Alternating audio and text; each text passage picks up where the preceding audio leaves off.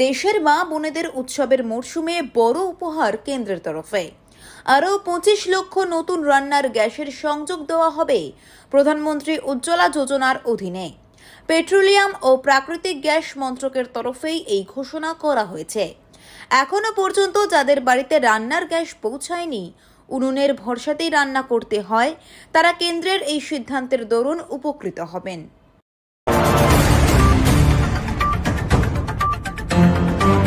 এক দুর্যোগের রেশ কাটতে না কাটতেই পুজোর মুখে ফের দুর্যোগের ঘন ঘটা।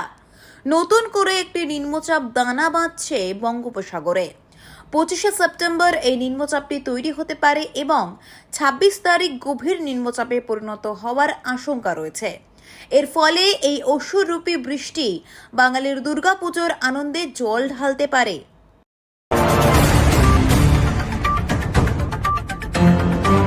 বিজেপির প্রাক্তন রাজ্য সভাপতি ও কেন্দ্রীয় প্রতিমন্ত্রী সুকান্ত মজুমদার অভিযোগ তুললেন, পূর্ব বর্ধমান জেলার আউশ গ্রামের 5টি বুথ জোর করে মুসলিম প্রধান এলাকায় করার।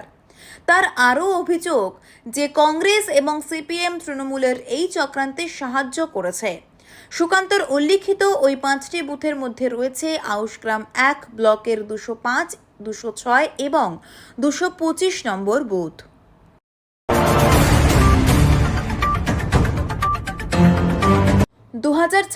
সালের বিধানসভা নির্বাচনকে সামনে রেখে বড় ধরনের প্রস্তুতি শুরু করেছে বিজেপি। সম্প্রতি এক গুরুত্বপূর্ণ বৈঠক অনুষ্ঠিত হয়েছে আরএসএস-এর শীর্ষ নেতাদের সঙ্গে রাজ্যের বিজেপি নেতৃত্বের। এই উচ্চ পর্যায়ের বৈঠকে মূল ফোকাস ছিল দলের সাংগঠনিক শক্তি বৃদ্ধি, দুই সংগঠনের মধ্যে সমন্বয় জোরদার করা এবং কার্যকর প্রচার কৌশল নির্ধারণ করা।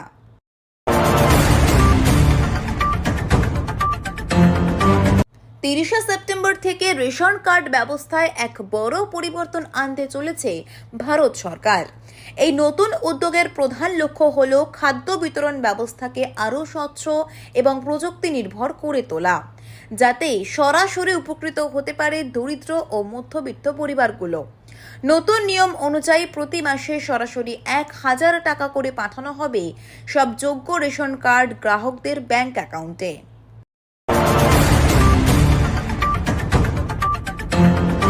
তখন বেলা 12:30। উত্তর কলকাতার সুখিয়া স্ট্রিট। অনেকটাই বৃষ্টির জল কমে এসেছে, কিন্তু পুরসভার নিকাশি বিভাগের কর্মীরা বাকি জল নামাতে যখন ম্যানহোল খুললেন, তখন তাদের চোখ কপালে ওঠার জোগাড়। ম্যানহোলের ভেতর থেকে বেরোলো প্লাস্টিকের প্যাকেট, বাঁশের টুকরো, পলিথিন এবং ডাবের খোল সহ আরও নানা ধরনের বর্জ্য।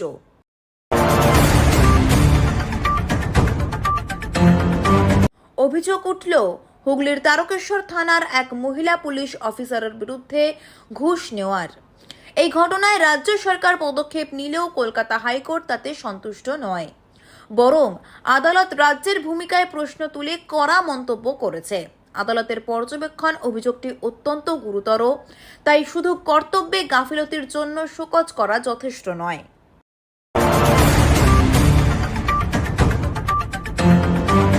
ঘর থেকে 3 তালাক দিয়ে স্ত্রীকে বের করে দিয়েছিল।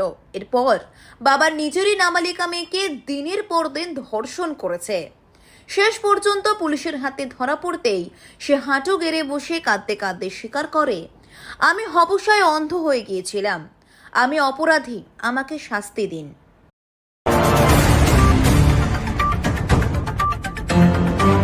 উনিশ নম্বর জাতীয় সড়কে একটি ঘটনা ঘিরে তোলপাড় শুরু হয়েছে বর্ধমানের বুদবুদে। একটি সিভিক ভলেন্টিয়ারকে জুতো পেটা করেছেন সার্ভিস রোডে দাঁড়ানো পণ্যবাহী ট্রাকের চালক। এমনই একটি ভিডিও ভাইরাল হয়েছে সামাজিক যোগাযোগ মাধ্যমে। অভিযোগ, সিভিক ভলেন্টিয়ারটি ট্রাক চালকদের কাছ থেকে টাকা আদায় করার চেষ্টা করছিলেন এবং টাকা না পেয়ে এক চালকের মাথায় লাঠি দিয়ে আঘাত করেন।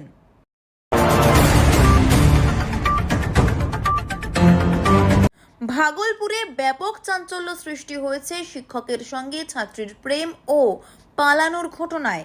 অভিযোগ উঠেছে, সম্পর্কের পবিত্রতার কথা ভুলে এক শিক্ষক নিজের ছাত্রীকে নিয়ে পালিয়েছেন।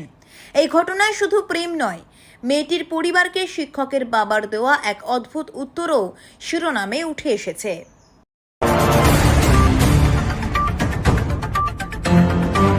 ব্যারাকপুরের উমাশশী হাই স্কুলের শিক্ষক নীলাঙ্কুশ আচার্য জায়গা করে নিয়েছেন আমেরিকার বিখ্যাত স্ট্যানফোর্ড ইউনিভার্সিটি প্রকাশিত বিশ্বের সেরা 2% বিজ্ঞানীর তালিকায়।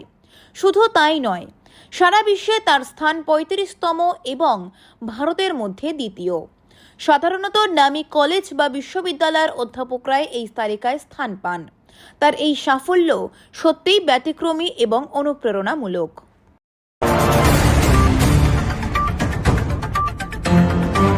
সম্প্রতি পুতিরাম সাহাপাড়া ক্লাব এক বিশেষ উদ্যোগ নিল 50 বছরের দীর্ঘ পথ চলা স্মৃতিকে স্মরণীয় করে রাখতে।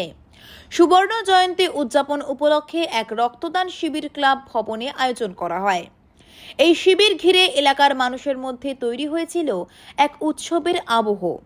এই সমাজ কল্যাণমূলক কর্মসূচিতে 7 জন মহিলা সহ মোট 42 জন সদস্য রক্তদান করেছেন বলে জানা গিয়েছে।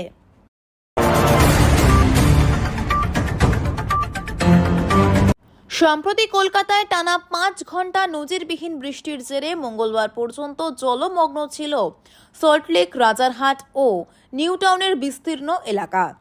এই পরিস্থিতির জন্য সরাসরি মেট্রো কর্তৃপক্ষকে কাঠগড়ায় তুলেছেন মুখ্যমন্ত্রী মমতা বন্দ্যোপাধ্যায়। মেট্রোর কাজের জন্য যত্রতত্র ফেলে রাখা নির্মাণ সামগ্রীতে নিকাশি নালা বুজে গিয়েছে, যার ফলে জল নামছে না বলে তিনি অভিযোগ করেছেন।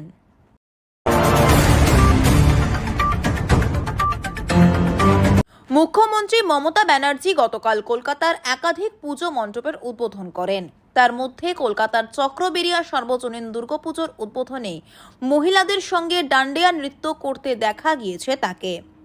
ঠিক তার আগের দিন বানভাসী কলকাতায় বিদ্যুৎপৃষ্ট হয়ে 7 জনের মৃত্যুর ঘটনায় মুখ্যমন্ত্রীর ডান্ডিয়া নৃত্য সমালোচিত হচ্ছে।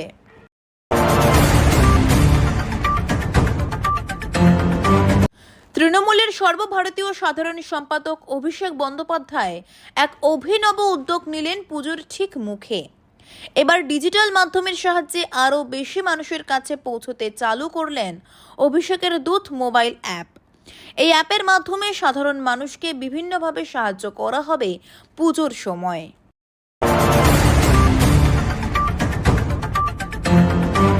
কেন্দ্রীয় স্বরাষ্ট্রমন্ত্রী অমিত শাহের কলকাতার 3টি পুজো উদ্বোধনের কথা ছিল, কিন্তু শেষ মুহূর্তে আচমকাই একটি পুজো উদ্বোধন বাতিল হয়ে গেল। এই খবর প্রকাশ্যে আসতেই জোর জল্পনা শুরু হয়েছে রাজনৈতিক মহলে। তৃণমূল কটাক্ষ করে বলেছে, বিজেপি শেষ পর্যন্ত লোক জোগাড় করতে না পেরেই এই সিদ্ধান্ত নিয়েছে।